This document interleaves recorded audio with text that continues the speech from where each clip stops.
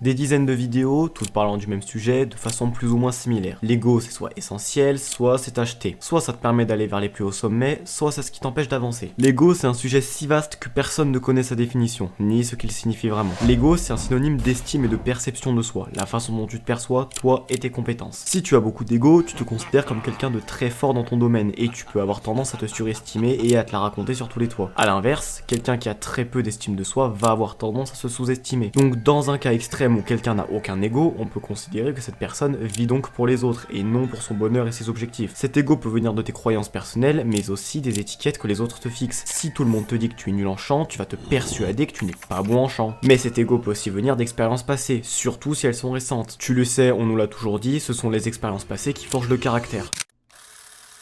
N'as-tu jamais remarqué que les personnes les plus modestes sont souvent celles avec le plus d'expérience? Tu connais forcément cette personne qui va dire que son niveau en dessin est nul alors qu'elle est probablement meilleure que 95% du monde dans son domaine. C'est un biais humain qui fait qu'on a tendance à en attendre peu des personnes qui en disent peu. En gros, moins tu te la racontes, plus les gens autour de toi auront tendance à être surpris par ton niveau. A l'inverse, les personnes qui se disent très fortes dans leur domaine ne nous impressionnent pas parce qu'on attend d'eux d'être bien meilleurs que ce qu'ils disent. Tu connais probablement l'effet Dunning-Kruger ou effet de surconfiance. C'est ce qui fait qu'une personne peu expérimentée se croit supérieure à une autre ou que quelqu'un de très qualifié tend à surestimer les compétences d'autres personnes. Dans les deux cas, c'est un surplus d'ego, et ça peut vite devenir insupportable, voire toxique pour les autres. C'est de là que viennent les phrases redescends sur terre, tu n'es pas celui que tu penses être, ou bien calme-toi, tu n'es personne. Ces phrases sont faites pour te faire comprendre une chose, tu ne dois pas te reposer sur tes acquis. Ce n'est pas parce que tu as un bon physique que tu as fini le jeu du sport, ce n'est pas parce que tu as ton diplôme et un salaire que tu as fini le jeu de la vie. Non.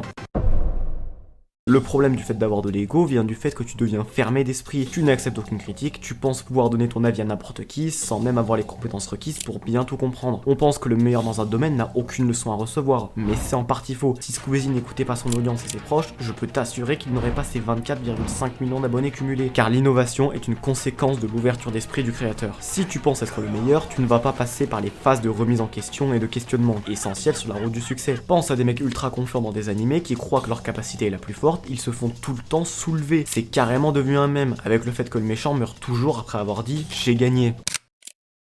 Dans JoJo's Bizarre Adventure, Dio est décrit comme un méchant surpuissant, à la limite d'un dieu. Son pouvoir lui permettant d'être au-dessus de tout le monde lui a alors donné un excès de confiance en lui et l'a fait perdre son combat contre Jotaro, alors qu'il aurait dû gagner. En plus de Dio, tu connais forcément d'autres personnages réels ou fictifs qui ne portent du respect et de l'admiration qu'envers eux-mêmes, comme les différents dictateurs européens, Ryomen Sukuna ou Narcisse. On appelle ça la vanité. Quelqu'un qui est vaniteux est quelqu'un qui est orgueilleux, snob, prétentieux et un énorme fils de pute. Vanité, ça vient du latin vanus, qui veut dire vain. Le discours de quelqu'un de vaniteux est donc littéralement un discours vide, avec un raisonnement creux. Dans l'art romantique, ce mot était couplé avec l'expression memento mori, souviens-toi que tu vas mourir. Une philosophie courante de ce temps était vanitas vanitatum et omnia vanites, ce qui veut en gros dire que tout est futile et que la vie ne servira à rien. Ce qui est complètement stupide. À partir du moment où tu veux vivre une certaine vie, rien ne devrait te l'empêcher, et tu ne veux pas être affilié à cette philosophie. Voilà, le mot vaniteux est associé à ça. À quoi ça sert de vivre quand tout nous paraît inutile? C'est ce qui se passe dans la vie de quelqu'un de vaniteux. Quelqu'un qui n'aurait aucune leçon à recevoir de n'importe qui aurait une vie futile. Même Freezer, c'est joué de la race Saiyan, qu'il a lui-même craint par le passé.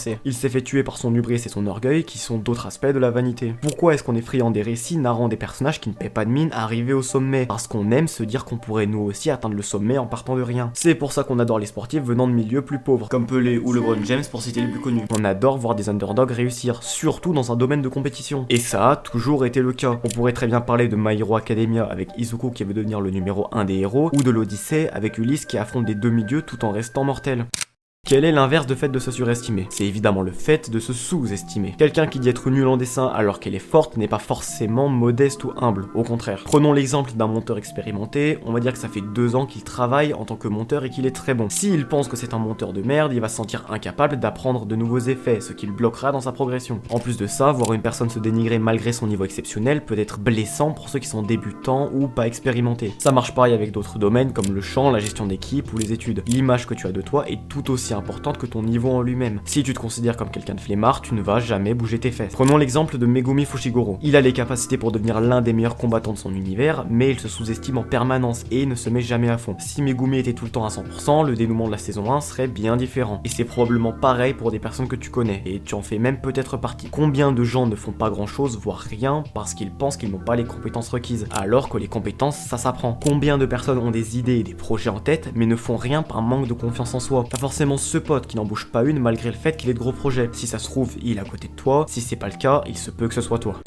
Quelle est la plus grande différence entre Satoru Gojo et Son Goku? Satoru est le plus fort, et il adore narguer les autres personnages par rapport à ça. Goku veut devenir le plus fort possible, mais contrairement à Vegeta, il respecte ses adversaires et reste humble par rapport à sa puissance. Humilité, c'est un raccourci de garder les pieds sur terre. Une personne humble a conscience de ses forces et de ses faiblesses. Il ne met pas ses mérites en avant, mais il sait qu'ils existent et peut en être fier. Je veux que tu sois si humble que tu ne parles jamais de tes projets autour de toi, même les plus grands accomplissements de ta vie. Ego, ça veut juste dire moi. Quand tu parles de façon égocentrique, c'est que tu racontes ta vie. Et tu connais forcément cette personne qui raconte sa vie 24 heures sur 24, t'as probablement déjà eu envie de l'arrêter, mais avant de la critiquer, regarde si tu ne le fais pas toi-même. Les gens retiennent ce que tu fais, pas ce que tu dis. Si une personne te parle de tes accomplissements, parle-en comme quelque chose de facile. Tu es admiratif d'un dessinateur pour son meilleur dessin, pas parce qu'il dit qu'il dessine. L'humilité, c'est juste le milieu parfait entre vanité et manque d'estime de soi. Les deux extrêmes t'empêchent de progresser, là où l'humilité te pousse à devenir toujours meilleur. Une personne qui a pour objectif de progresser va être bien plus efficace et va avoir une plus grande marge de progression qu'une personne qui se pense supérieure ou une qui se pense incapable. Usain Bolt ne s'était pas dit je suis le numéro 1, il s'est dit comment rester le numéro 1. Le vrai problème avec l'ego, c'est la façon dont c'est vendu. Dans la sphère dev perso, on me l'a toujours vendu comme étant l'ennemi. J'ai aussi vu qu'on pouvait en avoir beaucoup à condition de le mériter, comme Satoru. Mais j'ai jamais trouvé ces idées satisfaisantes car je les trouvais à chaque fois trop extrêmes ou trop personnelles. L'ego, c'est comme tout, il en faut un peu. Si tu n'es pas forcément fier de ce que tu produis, tes objectifs n'ont aucun intérêt. La vérité, c'est que tout le monde a un peu d'ego, généralement pas assez ou en trop grande quantité. Ne fais pas partie de ces gens, dose ton ego comme tu doserais le divertissement. Tu ne te priverais pas d'absolument tout juste pour ta bonne conscience. C'est pareil pour l'ego. Et c'est seulement comme ça que tu pourras être en paix avec toi-même et le regard des autres. A plus.